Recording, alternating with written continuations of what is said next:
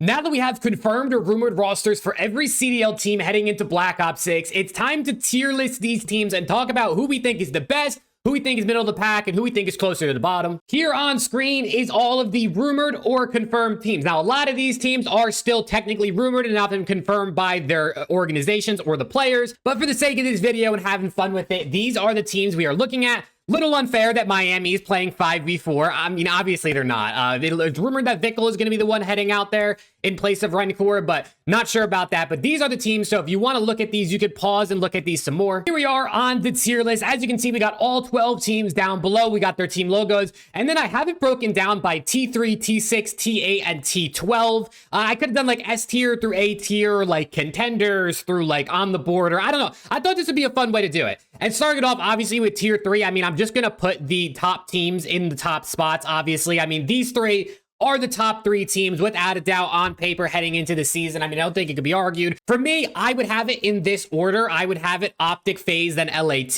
I think OPTIC won Champs, the biggest event of the year. They're number 1 for me. And then obviously FAZE also won 2 events, and they won the second biggest of the year, which is EWC. So I have them too. And then LAT, obviously potential to be the number 1 team. I mean, as a Thieves fan myself, I of course think this squad could be the best team all year long. But out of respect for the other 2 teams, we haven't even seen this LAT roster play a map together yet. So there's just no way in my mind that you can actually put them above the other 2. I think that's just unfair to the 2 teams that are coming off of 2 wins last season and obviously stuck together. Now we get into our T6, whereas I think it starts to get a bit more fun and a bit more interesting, right? This year, that fight for the 4th spot, 5th spot, 6th spot, that's why I have it at T6, I think is going to be really, really interesting because we no longer have a top 4. We have a top 3 this year. So the league just continues to get more top heavy. But personally for me, and I'm going to do this in order just for the record, like I did the first here. For me, I think the 4th best team is actually going to be the C9 roster of Kremp, Nero, Sib, and Attach. I think the AR duo is probably the best one you could build with who is available in the market. I actually think Nero and Kremp is a good sub duo. Like everyone's been saying, it's of course true.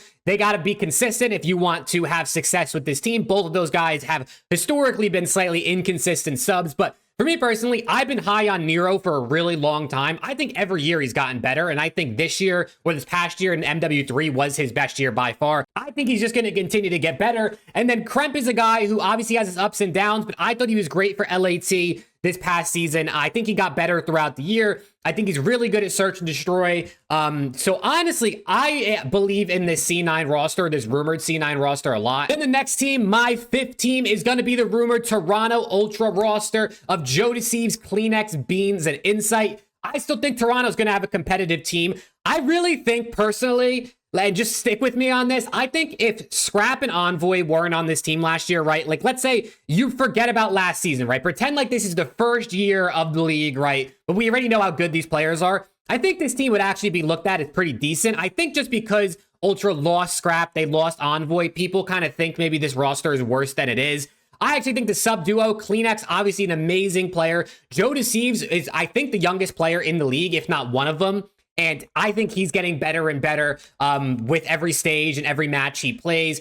Beans definitely has the capability. He's got crazy gunny to be a good slaying AR. And then Insight, obviously another player like Kleenex, who has just been good every year he's been in the league. So I really do think that this team is going to be good and be in contention for T6 without a doubt. Now we got to talk about who I think is that 6th best team to round out this tier. And this one's definitely tough because I think there's a couple teams you could look at. You could look at Gentlemates, right? Skies, Kids, Lins, and Priesta. You could look at Surge with 04, Abuza, Hixie, and Nasty. I think you could even maybe give Miami a shout. You could even give the rumored Ravens roster a shout. But I think for me, I'm going to give it to the rumored Seattle Surge roster. I think this team has a bit of a potential issue in the slaying department. I think a lot of it is going to ride on the ARs of Nasty and Abuza to get kills for this team. I think Hixie and 04 are both very good, solid SMGs to have on a team. I just don't know if I like them together. But because of how good 04 and Abuza were this past season, and how good I think Nasty was at the end of last year, and obviously we know what Hixie's capable of, I'm going to give them benefit of the doubt and put them as my 6th team to round out the T6. I do think they have a potential to be a sleeper team and cause some upsets. But I definitely think there's a couple other teams you could probably throw in this spot. Now let's talk about our top 8, the teams that I would put at 7 and 8, looking at rumored rosters. I'll switch back over to this real quick so you can look at the teams once again and just see who's available. I mean, looking at who's left, we got the Ravens, we got the Rocker, we got Gentlemates, Falcons, Miami, and Boston. I definitely think a lot of these teams don't really move me, you know what I'm saying? Like, I definitely think a lot of these rosters aren't exactly ones that I'm thrilled to watch play or expect big things out of. I think to start, the first team I'm going to put in here is that rumored Gentlemates roster. I think, obviously, you got to keep that respect on Skies and Kismet. They're world champions. They, of course, they lost Hydra, right, who was their hard carry a lot of the time, but I think they're still good players. I think Linz is a player that has potential, and I also think Priesta is solid. I feel like the teamwork, especially with that trio that won champs together, should still be there. This is a team that absolutely is going to have a slaying problem, in my opinion. I really think we're either going to need to see Kismet back in 99K's form, or Priesta is going to have to step up big time. But I think just because of like the history of these guys and what we know they can do, I'm going to put them in this spot. Then in that next spot, I'm going to put Ravens. I actually might switch these two teams. I think I'm going to switch these two teams. I think I'm going to put Ravens at 7 and Gentlemates at 8. The Ravens roster with Gwyn and Tej as their duo SMGs. Obviously, we saw them play on Ravens last season. Gwyn, Rookie of the Year. Tej, I thought, had a really good season. Then you got Mac coming in on a flex who hasn't played in over a year, so it'll be interesting to see what he does. He's getting thrown right back into the fire. And then obviously Slasher running that main AR, a veteran who we all know what he can do. And I personally, like I say in all these videos, am still a believer that Slasher is a good player that should be in the league. So I think I'm actually going to put Ravens over Gentlemates, but I guess I kind of have them in the same tier anyway for the sake of this video. So I do think it's close, but I like the slaying power of the Ravens team a bit better. But now we get to our T12. There's 4 teams left. The exact order, I guess, doesn't really matter. I'm going to put Miami first. I think Miami is a team that it's hard for me to rank because for one, I really know nothing about Rencore. I know he's been a top challengers player, so I actually think he's going to be pretty good coming into the league. But the other 3 on Miami, I just think like Miami just kind of had like a mid-season for the most part last year, and they only made a one-man change. So it's hard to imagine, or it looks like they're only making a one-man change. I guess more could happen. So it's hard to imagine they're going to do more than what they've already done. I do think Miami is definitely a sleeper team, especially if Rencore comes out and fries as a rookie, since not many people know what to expect from him just yet. I really do think they'd be good. Plus, you got Real, Lucky, and Metals all going into their